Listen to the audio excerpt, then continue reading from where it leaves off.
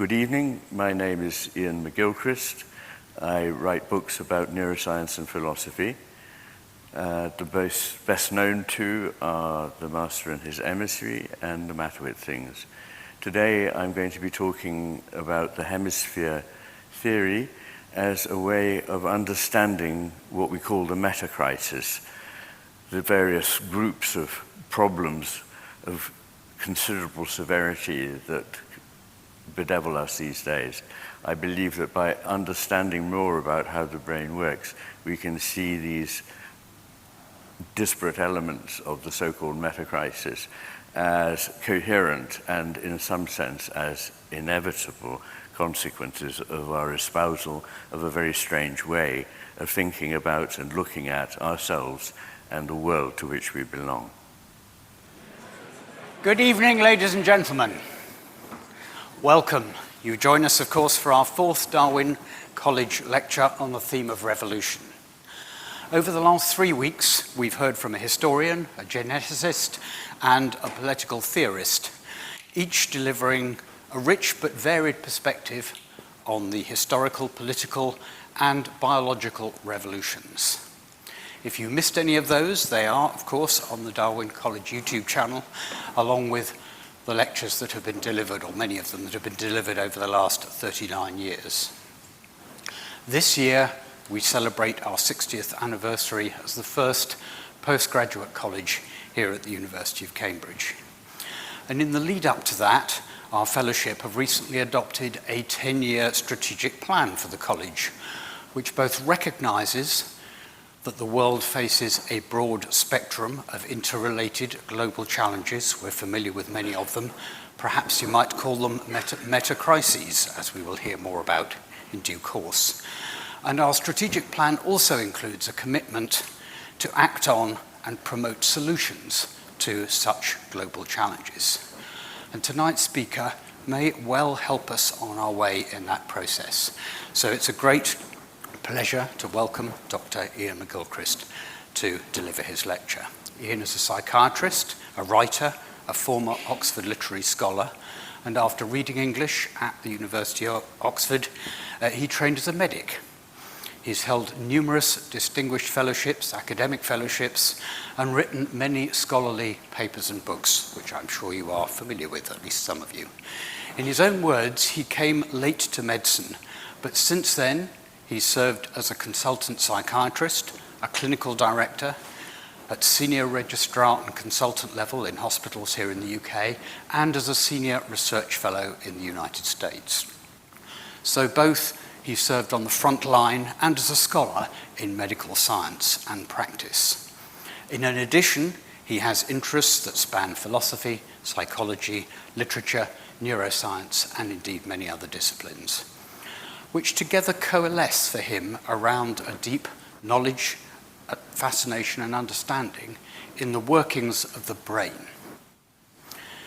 And I think he's therefore ideally placed to deliver this lecture on a revolution in thought, how hemispheric theory helps us to understand the metacrisis. Please join me in welcoming Iain to the stage. Iain.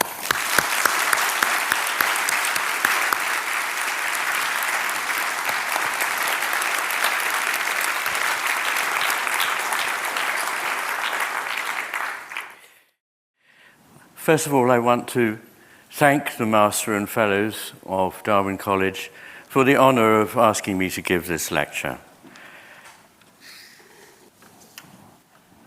Carved into the stone of the ancient temple of Apollo at Delphi was the injunction to know thyself. Without such knowledge, we are tossed this way and that by forces we neither suspect nor understand. Knowing ourselves helps explain our predicament, and doing so is greatly aided by understanding an aspect of the way in which the brain constructs the world. I believe we've adopted a limited vision of a very particular type. And precisely because it is limited, we cannot see that it is limited. We no longer seem to recognize what it is we do not know, what our way of being in the world is pushing out of our lives and out of our world. To understand what is going on, we need a breadth of view that is increasingly rare. It is the possibility of this that I intend to explore here today. Let me ask you this. Do you think there is a connection between realism, the appreciation of uniqueness, a capacity for understanding melody and harmony, an aptitude for appreciating time, a sense of humor, the ability to read body language, to sustain attention and the fight or flight mode? Or, on the other hand, between a talent for manipulation, a givenness to literalism, to theory at the expense of experience, unreasonable optimism, and a preoccupation with detail, as well as a loss of a sense of the living body, with, in its place, a focus on body parts? Perhaps not. Yet I assure you there is such a connection in either case. It is rooted deep in us, and it is quite coherent once one comes to understand what underlies the pattern. My reason for starting here is to introduce the body of work generated over 3 decades and published in 2 long books. The Master and His Emissary, The Divided Brain and the Making of the Western World, in 2009, and The Matter with Things, Our Brains, Our Delusions, and the Unmaking of the World, in 2021. In these books, I examine critically and in depth the matter of hemisphere difference and its important meaning for our lives. As you can see from the deliberately random selection of respectively right and left hemisphere tendencies above, the distinction is not the simple one that many might have heard and which should be unceremoniously buried. It's not at all the case that the left hemisphere is unemotional and dependable, whereas the right hemisphere is flighty and fanciful. If anything, the contrary is the case. But that a question has been wrongly answered doesn't invalidate the question, but rather should, in my opinion, invite further exploration. Consider these facts. The brain, an organ the power of which consists solely in making connections, is massively divided down the middle. Why? Moreover, it is asymmetrical in almost everything that can be measured at many levels in both its structure and function. Why? Not only that, but the band of fibers that connects the hemisphere at their base, the corpus callosum, is getting proportionately smaller, not larger, over evolution, and is, in any case, to a large extent, inhibitory in function. Again, why? Could it be that 2 aspects of brain function are being kept apart? Unfortunately, I cannot spend time on the evidence here. For one thing, there is a great deal of it, and it requires to be examined at length. It is laid out for that purpose in the 2 long books I've mentioned. I'm going to go straight to a characterization of some of the core findings, so please forgive me if these are lacking in finesse. To some extent, that is inevitable for present purposes, as I'm sure you will understand. In a nutshell, each hemisphere has evolved for classical Darwinian reasons to pay a different kind of attention to the world. When I saw this, I have to admit that the full import of the distinction did not immediately dawn on me, because I'd been trained in the cognitive science paradigm that saw attention as simply another cognitive function. But the nature of the attention we pay is of critical importance. It creates and molds the only world we can know. Indeed, it is a matter of a disposing of our consciousness towards the world in a particular way. The left hemisphere has evolved to pay narrow beam attention, focused on a detail that we already know and desire, and are intent on grabbing and getting, whether it be something to eat or to use in some other way. In a word, the left hemisphere exists in the service of manipulation. The right hemisphere, meanwhile, is on the lookout for everything else that's going on while we're manipulating, for mates, conspecifics, offspring, and predators, so as not to be eaten while eating. Its attention is broad, sustained, coherent, vigilant, and uncommitted as to what it may find, the exact opposite of that of the left hemisphere. In brief, the right hemisphere is in the service of understanding the contextual whole, which is nothing less than the world. And context changes everything. The difference then is not, as used to be supposed, to do with what each hemisphere does, as though it were some sort of a machine, so much as the manner in which it does it, as though it were part of a person. The hemispheric difference in attention is beyond dispute. Indeed, it is universally attested. And since the nature of attention also indisputably changes what it is that comes to our attention, such a difference logically cannot but lead to two different phenomenological worlds. Hence my belief that attention is a moral act. It helps form both us and the world we come to know. So what are these two worlds like? Very briefly, if crudely, these worlds could be characterized like this. In the case of the left hemisphere, the world is simplified in the service of manipulation. It is made of isolated, static things. Things, moreover, that are already known, familiar, predetermined, and fixed. They're fragments that are importantly devoid of context, disembodied, and meaningless, abstract, generic, quantifiable, fungible, mechanical, ultimately bloodless and lifeless. This is indeed not so much a world as a representation of a world, which means a world that's actually no longer present, but reconstructed after the fact. And it is literally two-dimensional, schematic, and theoretical. Not in fact a world at all, more like a map. Nothing wrong with a map, of course, unless you mistake it for the world. And here, the future is a fantasy that remains under our control. The left hemisphere is unreasonably optimistic and fails to see the dangers that loom. In the case of the right hemisphere, by contrast, there is a world of flowing processes, not isolated things. One where nothing is simply fixed, entirely certain, exhaustively known, or fully predictable, but always changing and ultimately interconnected with everything else. Where context is everything, where what exists are wholes, of which what we call the parts are an artifact of our way of attending, where what really matters is implicit, a world of uniqueness, one where quality is more important than quantity, a world that is essentially animate. Here the future is a product of realism, not denial. This is a world that is fully present, rich and complex, a world of experience which calls for understanding, not the map at all, but a world that is mapped. The emotional timbre here is more cautious and in general more realistic. We need both of these worlds to work together, but also independently, hence the need for connection and separation. Naturally, we are not aware of this because these worlds are combined at a level below our awareness.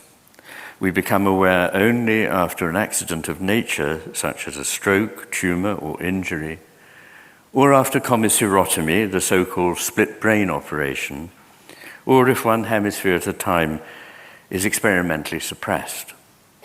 Then they may become suddenly, vividly present to us. Yet because these two worlds have mutually incompatible properties, when we come to reflect self-consciously and to rationalize about what we find, we're forced by the requirement for consistency to choose between the pictures of the world they offer. This is why, as Iain Whitehead, one of my intellectual heroes, observed, a culture is in its finest flower before it begins to analyze itself. Once our lives become very largely mediated by self-reflexive language and discourse, as in our postmodern world they are, the explicit stands forward and the implicit retires. Yet almost everything that really matters to us, the beauty of nature, poetry, music, art, narrative, drama, myth, ritual, sex, love, the sense of the sacred, must remain implicit if we're not to destroy their nature. The attempt to make the implicit explicit radically alters its nature. We can no longer rely on the wisdom that comes from these all-important but hidden sources, from closeness to the long tradition of a society, to nature and to the sacred, to sophisticate our understanding. In fact, we see these not as irreplaceable guides to truths deeper than those that science can encompass, but as lies. Possibly entertaining lies, but lies nonetheless. We begin to see only the self-created, self-referring world according to the left hemisphere. We go for the machine model, reductive materialism, and the consequences are all around us. Unfortunately, the two hemispheres are not equally veridical. In terms of our ability to apprehend, take hold of and use the world, the left hemisphere is superior. But in terms of the ability to comprehend the world, the right hemisphere is superior. In each of what one might call the portals of understanding, attention, perception, judgment, emotional and social intelligence, cognitive intelligence, that is IQ, and creativity, the right hemisphere is so much superior that the left hemisphere on its own has been repeatedly described as frankly delusional. This is not a rhetorical expression.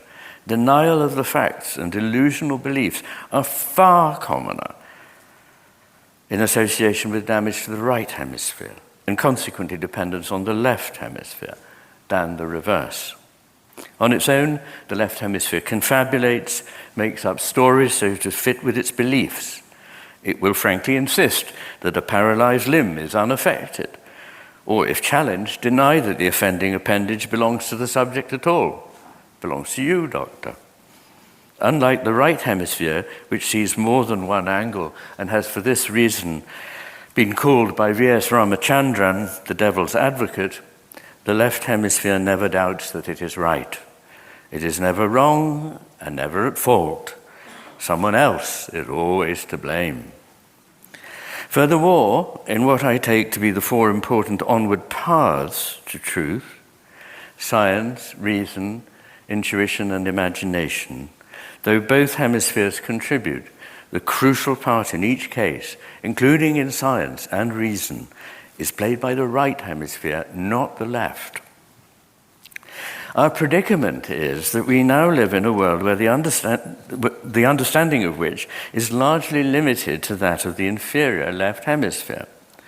Some signs of this include our inability to see the broader picture, both in space and in time, the way in which wisdom has been lost, understanding reduced to mere knowledge, and knowledge replaced by information, tokens, representations, the loss of the concepts of skill and judgment, which are the products of experience, the divorce of mind and matter, resulting in a strong tendency to simultaneous abstraction, and the debasement of matter to mere lumpen matter, therefore our exploitation.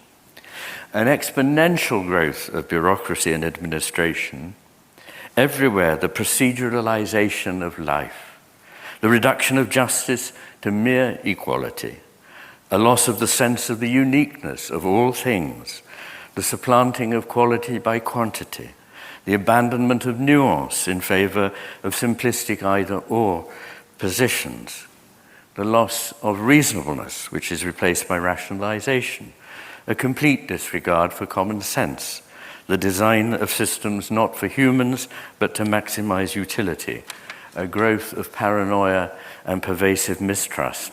For if all is not under its control, the left hemisphere becomes anxious and projects its anxiety outwards onto others. Nonetheless, we play the passive victim and abjure responsibility for our own lives.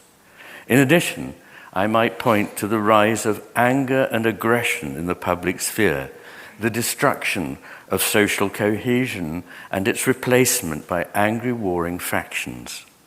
Like almost everything that used to be said about hemisphere differences, the idea that the left hemisphere is unemotional is wrong. The most highly lateralized emotion is anger, and guess what? It lateralizes to the left hemisphere. And there are more indications, but for today's purposes, I'll stop here. In the second part of The Master and His Emissary, I traced the main turning points in the history of ideas in the West and concluded that 3 times we have seen enacted a certain pattern. First, there is a sudden efflorescence of everything that comes from the proper working together of the 2 hemispheres in harmony. There then follows a stable period for a few hundred years at most, and soon a decline, after which the civilization eventually crumbles under its own weight.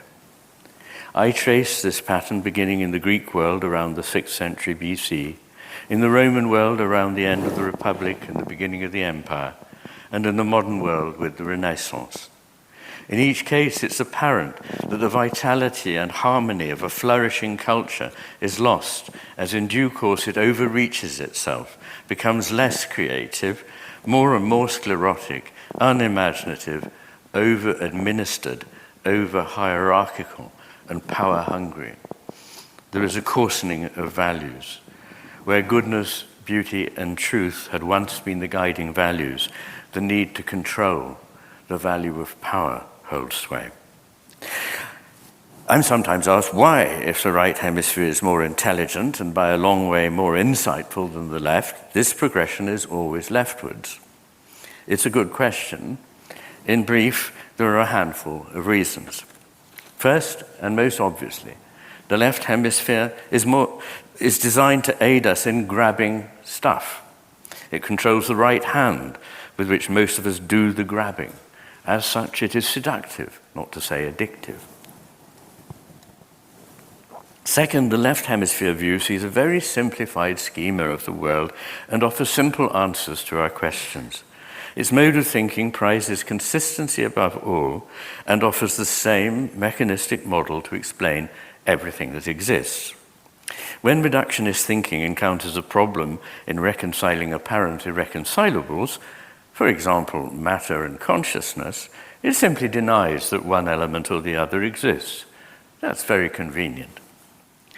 Third, the left hemisphere's worldview is easier to articulate. Though language is shared between hemispheres, speech is almost always confined to the left. The right hemisphere has literally no voice. And the map is ipso facto vastly simpler than the complex terrain that is mapped. Almost everything that really matters cannot be found there or in the banality of discursive prose. Fourth, importantly, there is or should be always an appeal from a theory back to the empirical evidence. If you like, the left hemisphere has a theoretical model. The right hemisphere looks out of the window to see if the model corresponds with experience. Since the Industrial Revolution, and particularly in the last 50 years, we have created a world around us which, in contrast to the natural world, reflects the left hemisphere's properties and its vision. What we see around us now, looking out of the metaphorical window, is rectilinear, man-made, utilitarian, each thing ripped from the context in which it alone has meaning. And for many, the two-dimensional representations provided by TV screens and computers have come largely to supplant direct, face-to-face experience of three-dimensional life in all its complexity. Fifth, built into the relationship between the hemispheres is that they have a different take on everything, including their own relationship. Essentially, the right hemisphere tends to ground experience. It knows that the left hemisphere has a valuable role, though. The left hemisphere then works on what it's offered to clarify, unpack, and generally render the implicit explicit. And the right hemisphere finally reintegrates what the left hemisphere has produced with its own understanding, the explicit once more receding to produce a new, now enriched whole. The left hemisphere's contribution then is valuable, but must come at an intermediate stage. Problems arise when this is treated, as it now often is, as the end stage. Analysis is a valuable tool, but breaking things down must be followed by an attempt to understand the whole once more. Unfortunately, the left hemisphere is unaware of what it is missing. It doesn't know why the right hemisphere is important. It cannot see the gestalt, the ultimately indivisible whole. Therefore, it thinks it can go it alone. Sixth, a culture that exemplifies the qualities of the left hemisphere's world attracts to itself, in positions of influence and authority, those whose natural outlook is similar, especially in the areas of science, technology, and administration, which have an undue importance in shaping contemporary life. They then make us more like themselves. My worry is not that machines will become like people, an impossibility, but the people are already becoming more like machines. Finally, I've already referred to the problem that a civilization that is increasingly cut off from its intuitive life relies more heavily on exchange of explicit ideas in the public forum. Here, though truth is manifestly complicated and many-layered, an awareness of inherent ambiguities and a capacity for seeing both sides of a question, what happened to that, is no longer considered a strength. The right hemisphere's view is multifaceted and also already takes into account the left hemisphere's point of view. This virtue makes it immediately vulnerable to the charge of inconsistency, and it is therefore liable to be dismissed. I believe it is the left hemispheric view of the world, intellectually jejune and morally bankrupt as it is, that has resulted in what has been called the metacrisis. Not just the odd crisis here and there, but the despoliation of the natural world, the decline of species on a colossal scale, the destabilization of the climate, the destruction of the way of life of indigenous people, the fragmentation and polarization of a once civilized society, with escalating, not diminishing, resentments on all sides, an escalating, not diminishing, gap between rich and poor, a surge in mental illness, not the promised increase in happiness, a proliferation of laws, but a rise in crime, the abandonment of civil discourse, a betrayal of standards in our major institutions, government, the BBC, the police, our hospitals, schools, and universities. Once rightly admired all over the world, which have all become vastly overweighted with bureaucracy, inflexible and obsessed with enforcement of a worldview that is in flat contradiction to reality and isn't their job to enforce, and the looming menace of totalitarian control through AI. These aspects of the so-called metacrisis have a multitude of proximal causes: economic, political, social, psychological, technological, and so on. But beneath and beyond that, each manifests within those realms aspects of the left hemisphere's dysfunctional view of the world. The very thing that originates the problem also militates against seeing the problem. Seeing the wider picture, a necessarily prelude to understanding, is now increasingly disfavored. And as a consequence, the crises I've referred to are often seen as isolated pieces of bad luck. But they're not. They could have been, and were by some, predicted. The metacrisis is the predictable outcome of a complete failure to understand what a human being is, what the world is, and what the one has to do with the other. And all this is the sort of thing the right hemisphere is far better equipped to understand than the left. The rightful master, the right hemisphere, has been subjugated by his emissary or servant, the left. In an entirely predictable parallel, we have become enslaved by the machine that should be our servant. As so many have predicted since the time of Goethe, we cannot say we were not warned. Even physics now teaches us that the mechanical model of the universe is mistaken. But because of our success in making machines, we still imagine that the machine is the best model for understanding everything we come across. We ourselves, our brains and minds, Our society and the living world are now supposed to be explained by the metaphor of the machine. Yet only the tiniest handful of things in the entire known universe are at all like a machine, namely, the machines we made in the last few hundred years.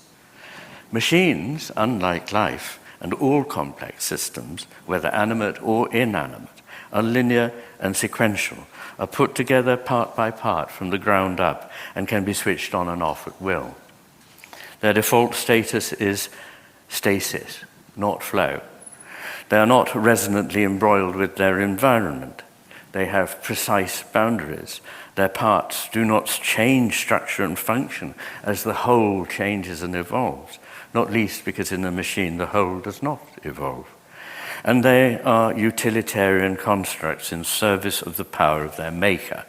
None of this applies to life, nor does it to anything else in the universe. The brilliant mathematician and biophysicist Robert Rosen, in his book Life Itself, demonstrates just how unlike machines organisms are. He further argues that the best way to understand all naturally occurring systems, which are never merely complicated, but complex, and therefore never fully predictable, is as organisms, whether we choose to see them as alive or not. And that's before one gets to consider the neglect of our emotional, moral, and spiritual nature, which is at the core of being human. We seem to have been seduced into thinking we understand everything, and what's more, can master it and mold it like a machine so as to provide a future that will benefit mankind. That this is a malign fantasy becomes plainer with every passing day. Those with grand schemes to improve humanity have caused misery on an almost unimaginable scale by their narcissism, cruelty, and willful blindness. In psychology, there's something called the Dunning-Kruger effect, which tells us that the less people know, the more they think they know.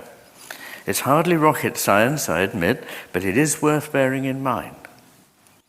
Instead of seeing all things as processes running organically from the past to the future across time, and spreading out across the world through space, like water finding its way across a landscape, we see ourselves and the world as composed of static slices or points, here and now, compartmentalized in a way that conforms to the modus operandi of the left hemisphere.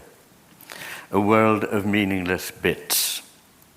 We owe nothing to and can learn nothing from history, or so we believe. We owe nothing to and need leave nothing to posterity. We turn a blind eye to the inevitable impact of our rapacity on more humble and more stable ways of life that have stood the test of time better than ours.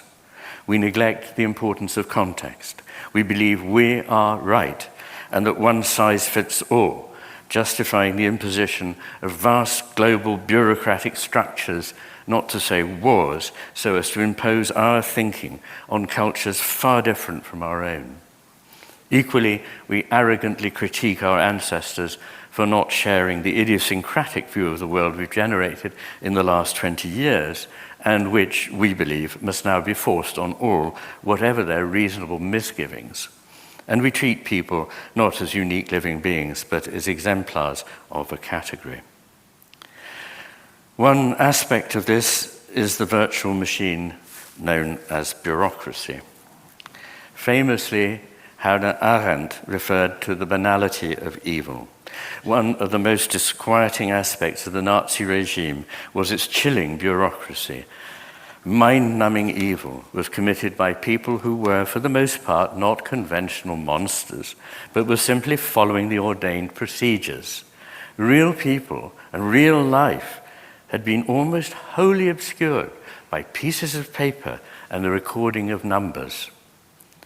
After the war, Theodor Adorno saw developing around him what he called die verwaltete Welt, the administered world, in which everything was controlled, procedurized, and devitalized. Inevitably, at that point in history, this could not be separated from the evil that was Nazism. But Adorno could see that it was much more than that. Nazism was at least as much a symptom of a new mentality as its cause. a mentality of total control that had taken root in the form of a self-legitimizing bureaucracy, the roots of which lay in the past. He quoted the mid-19th century Austrian writer Ferdinand Kernberger, "Life no longer lives." Who does not recognize with a chill this diagnosis of the modern human predicament? And Adorno points out that it is not even the triumph of the logical, since administration serves to rationalize the irrational, which explains why its workings and outcomes are often deeply unreasonable and deeply damaging. The cancerous growth of more and more elaborate and more expensive bureaucracies in the worlds I particularly know, hospitals and universities, but the same could be said of government, schools, and the police, is an inevitable and dangerous consequence of the worldview we've adopted. The other, if possible, still more dangerous expansion is that of AI. Bureaucracy and AI go hand in hand, enlarging the empire of the left hemisphere and making possible, if not inevitable, in the near future, almost total control of the populace by any regime, however malignant. As we broaden our view, it becomes apparent how much the Metacrisis can best be seen as a war on nature and a war on life. This, my friends, is the reality we face. Why on earth should such a suicidal war come about? There are three reasons that spring to mind. One is that the left hemisphere, which makes us what Benjamin Franklin called the tool-making animal, thinks like a machine and has therefore exported machine-like thinking into our environment everywhere. Nature and life are therefore ultimately an impediment. The second is that the left hemisphere really only understands its own representations, what it itself has made and given to itself. Nature and life are therefore ultimately incomprehensible. And the third and most important is the resentfulness of a mind that believes it understands and can, and what's more should, control all it surveys. Here, nature and life are a rebuff to its power, a rebuff which cannot be tolerated.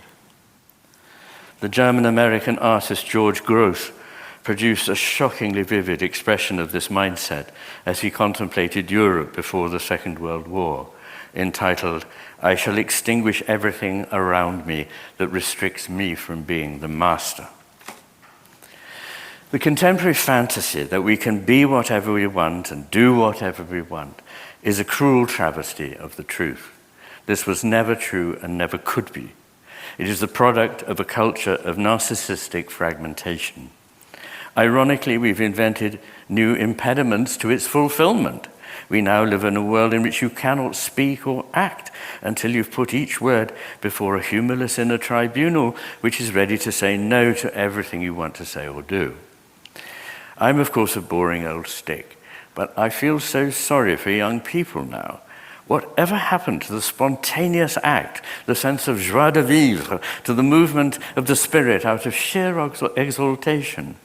Even an impulse to visit a gallery soon runs into the need to have booked weeks ahead using an app. And that's just getting into a gallery. What about negotiating the numberless hazards of a date? Life no longer lives. Wisdom, skill, judgment, intuition, and even understanding, all to be gained only from a life well lived, have been sidelined in favor of machine-like algorithms that stifle true thought. The assault on life continues. As far as a mechanical system is concerned, human beings must be dispensable and wholly interchangeable. In fact, despite the rhetoric, true diversity is not to be tolerated. Imaginative eccentrics lose their jobs. Humans must have no allegiances which might conflict with their duty to fit into their slot. Thus it is that we've seen concerted attacks on the idea that there are any differences between men and women, attempts to brainwash children, attacks on family and kinship with their rightful claims on loyalty, on the professions with their expertise, which must be replaced by blind rule-following, and their codes of ethics, which a machine cannot understand, and which is therefore replaced by the pretense that teachers, doctors, and priests are just providing a service to consumers, rather than embodying what are ultimately sacred duties. Indeed, that anything should be sacred is an affront to the power-hungry left hemisphere-dominated mind. Belief in a divine cosmos is seen as standing in the way of whatever society the machine hurtles us towards. Milton saw it all. Lucifer the Bright cannot bear the imputation of anything higher than he. And the very word society reminds us that no properly functioning society is mechanistic. So we see social cohesion dissipate and living traditions erased. In their place, fragmentation, the stoking of resentment, and a rise of aggression. This, in turn, is deemed to require what de Tocqueville presciently described as a network of small, complicated rules that he foresaw would come to strangle life itself.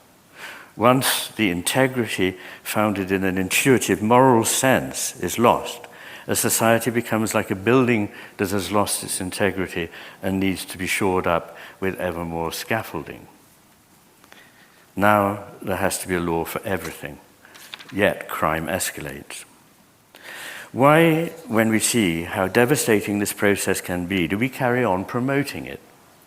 The physicist David Bohm reflected on a phenomenon he called sustained incoherence, characteristic of what he called thought, the thought process we now know to be typical of the left hemisphere.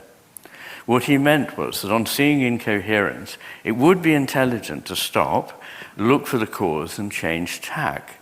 But he noticed there was a reflex defensiveness in thought that leads instead to obstinate continuation.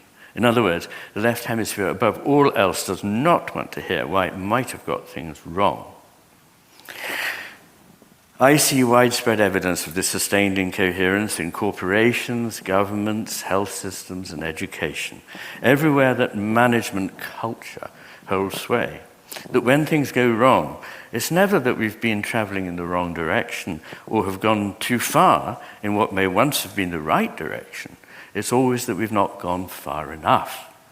This links to the Dunning-Kruger effect. The less you know, the smarter you think you are.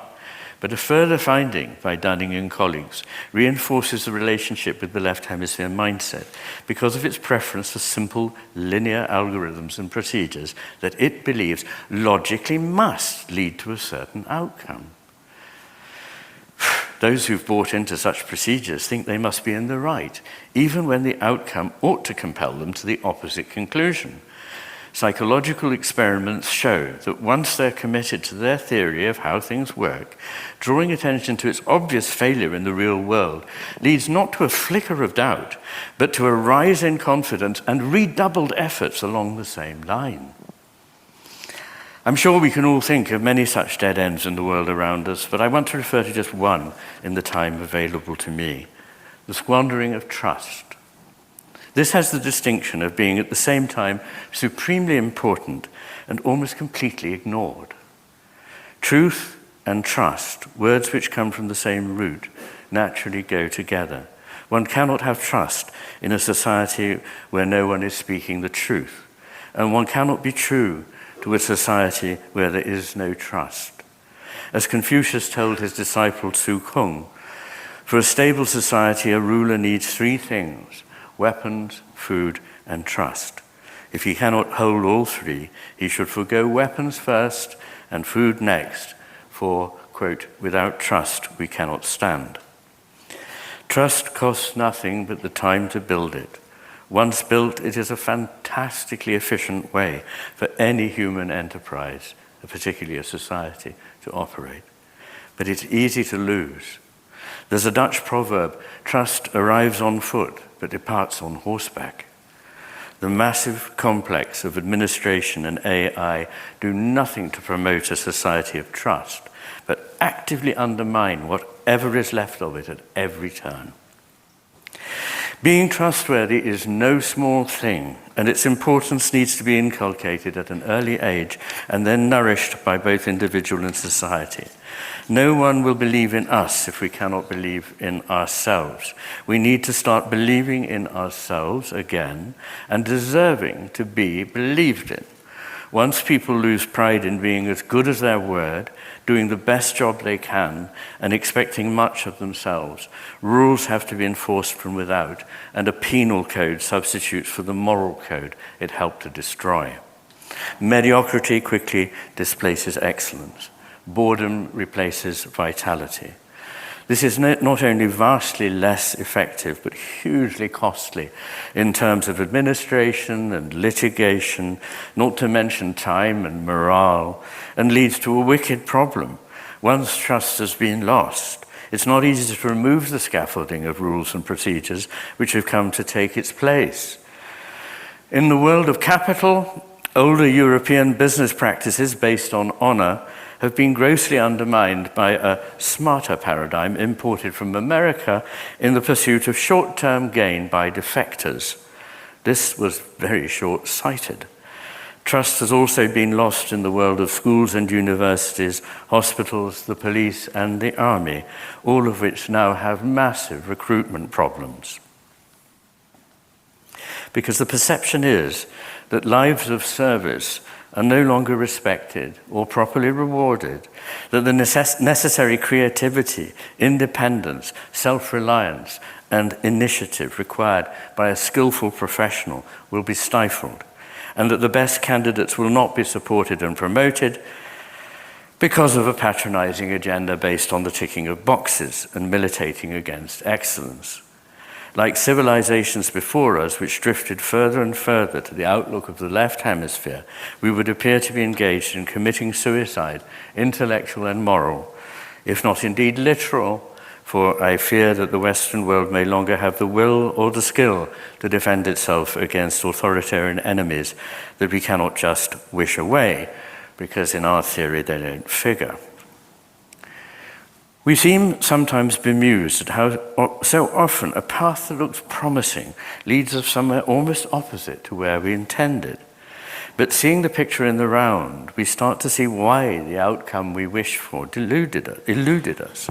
We feel we are beset by paradoxes.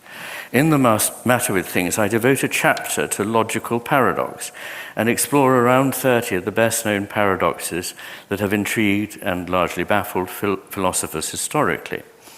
In every case, I explain why the apparent paradox can be seen as stemming from the different dispositions towards the world offered by the right and left hemispheres. This doesn't mean, however, that each take is equally valid. In Zeno's well-known paradox of Achilles and the tortoise, although he purports to prove that Achilles can never catch up with, never mind overtake the tortoise, we know perfectly well that in real life he can overtake the tortoise in a couple of strides.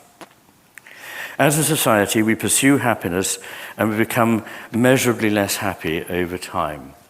Studies of rates of psychopathology in adolescents, relying on serial, contemporaneous assessments using the same objective instrument and meeting stringent standards over the period from 1938 to 2007, show that there were between 5 and 8 times, not 5 or 8% more, but between 5 and 8 times as many students that met a common cutoff for psychopathology in the latest cohort compared with the earliest.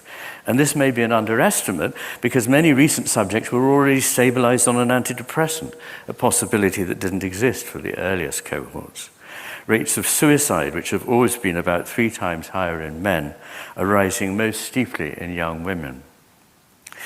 We privilege autonomy and end up bound by rules to which we never assented and more spied on than any people since the beginning of time. We pursue leisure through technology and discover that the average working day is longer than ever and that we have less time than we had before. We also find that the technology places an enormous burden on our time, alienates us from human intercourse, and exposes us to risk from organized criminals and mind control by disorganized criminals such as governments.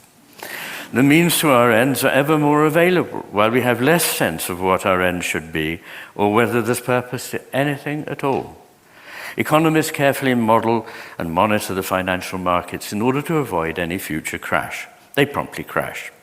We're so eager that all scientific research results in positive findings that it has become progressively less adventurous and more predictable, and therefore discovers less and less that is truly significant advance in scientific thinking. We grossly misconceive the nature of study in the humanities as utilitarian in some way, in order to get value for money, and thus render it pointless, and in this form certainly a waste of resource. We improve education by dictating curricula and focusing on exam results to the point where free thinking, arguably an overarching goal of true education, is discouraged. In our universities, many students are in any case so frightened that the truth might turn out not to conform to their theoretical model that they demand to be protected from discussions that threaten to examine the model critically. And their teachers, who should know better, in a serious dereliction of duty, collude. We over-sanitize and cause vulnerability to infection. We overuse antibiotics, leading to superbacteria that no antibiotic can kill. We protect children in such a way that they cannot cope with, let alone relish, uncertainty or risk, and are rendered vulnerable. The left hemisphere's motivation is control, and its means of achieving it alarmingly linear, as though it could only see one of the arrows in a vastly complex network of interactions at any one time, which is all that it can. If these paradoxes surprise us, it's because we've not thought far enough ahead in time or broadly enough in space. We take a small part of the complex for the whole. The awareness coming from the right hemisphere can embrace that of the left, but not the other way round. When the hemispheres are working together under the unifying influence of the right hemisphere, the effect is not purely additive, but transformative. However, since the left hemisphere not only takes in less, but understands what it does take in less well, our almost exclusive reliance on it, the servant, in contemporary Western culture, is a problem of some considerable proportions. The three things on which human flourishing and well-being most depend are these: belonging to a cohesive social group which one can trust and with which one can share one's life, closeness to the natural world, and communion with a divine realm, however conceived. This is not just my opinion, but borne out by a vast and ever-increasing body of research.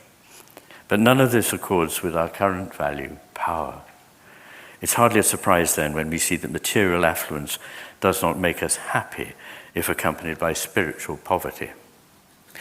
Let me finally consider the influence of left hemisphere capture on the realm of value. For over 2,000 years in the Platonic and later the Christian tradition of Western thought, human life was seen as orientated towards three great values: goodness, beauty, and truth. Each of them in turn seen as a manifestation of an aspect of the sacred.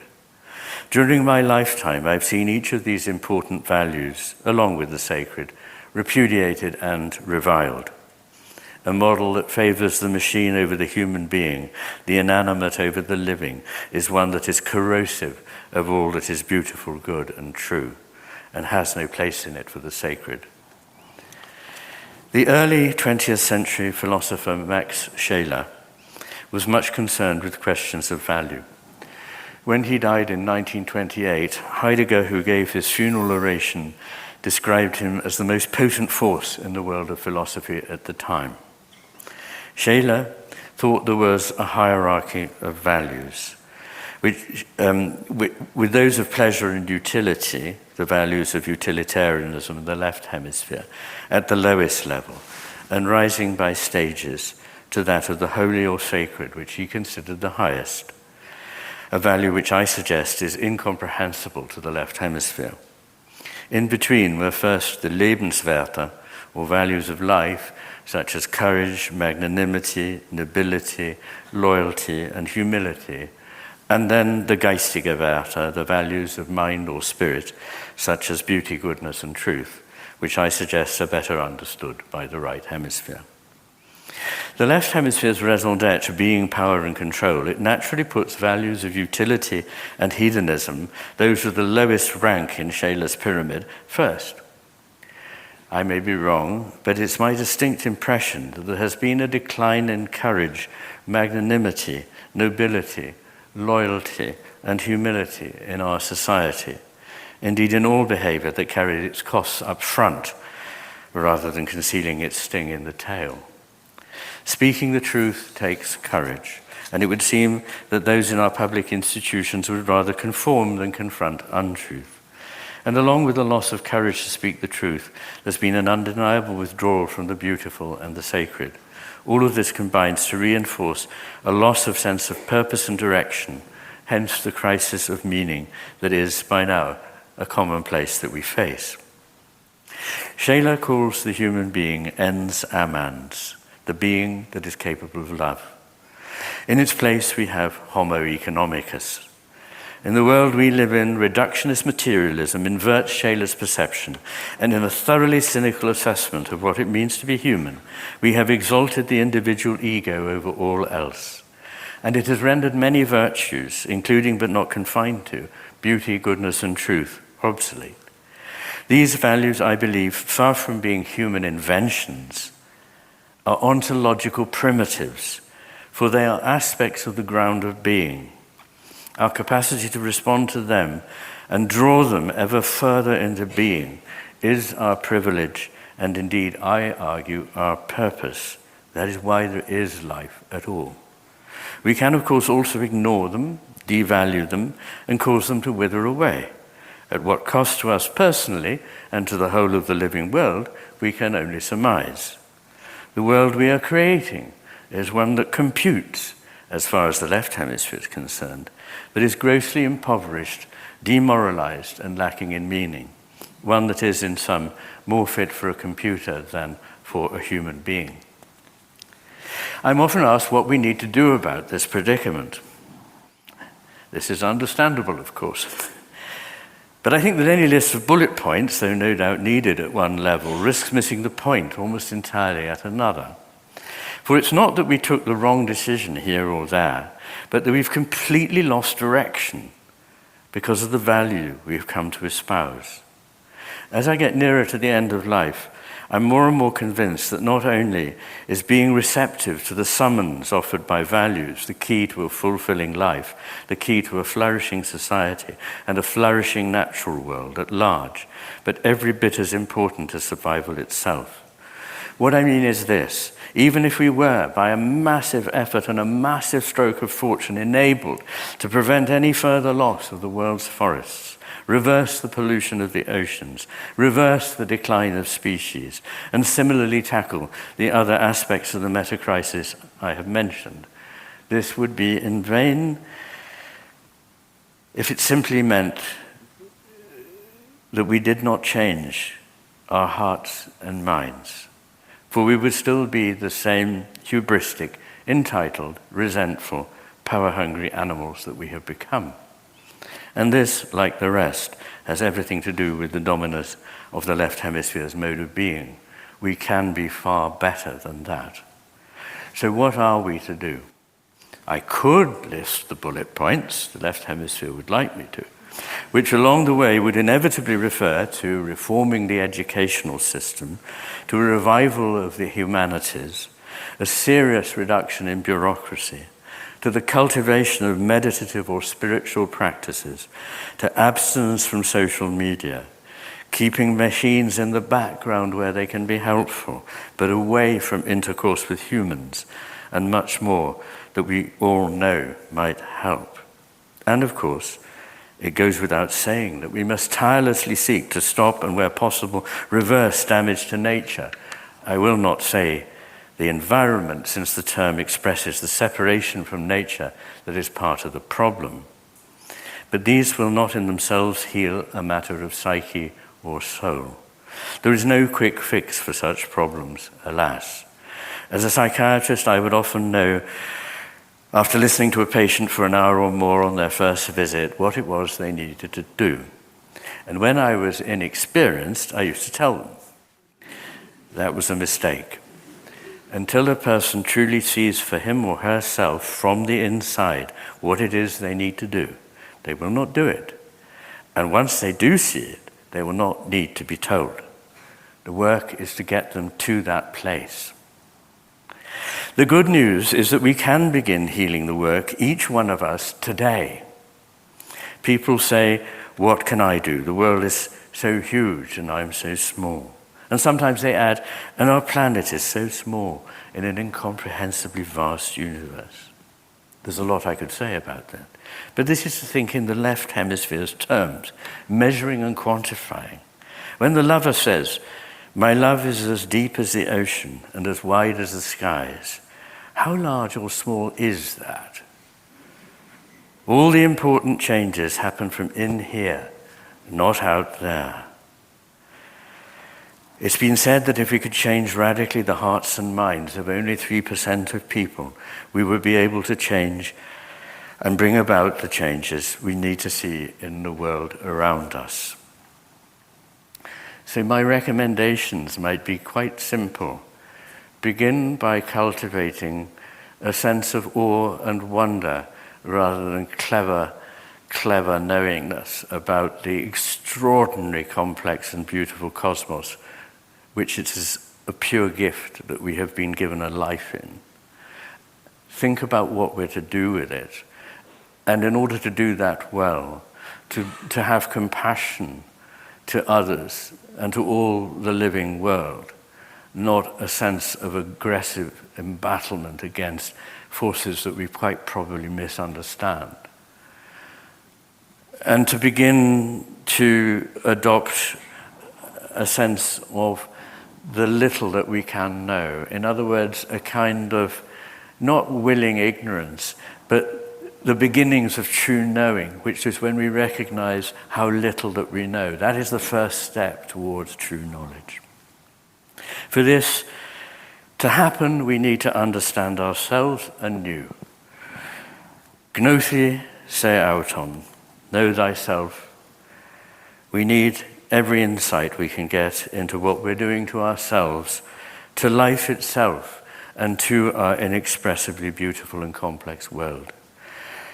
I hope I may have here offered one such insight, however small. The work is great, but we are capable of greater things than we know. Thank you.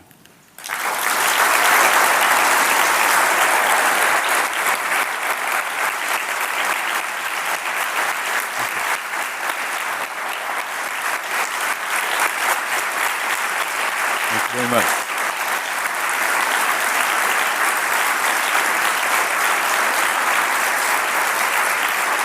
Thank you very much.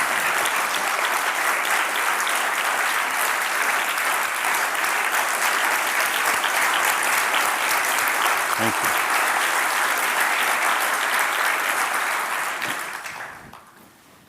Thank you so much, Iain, for what, for me at least, was an extraordinarily thoughtful, philosophical, analytical, insightful, and knowledge and practice-based lecture.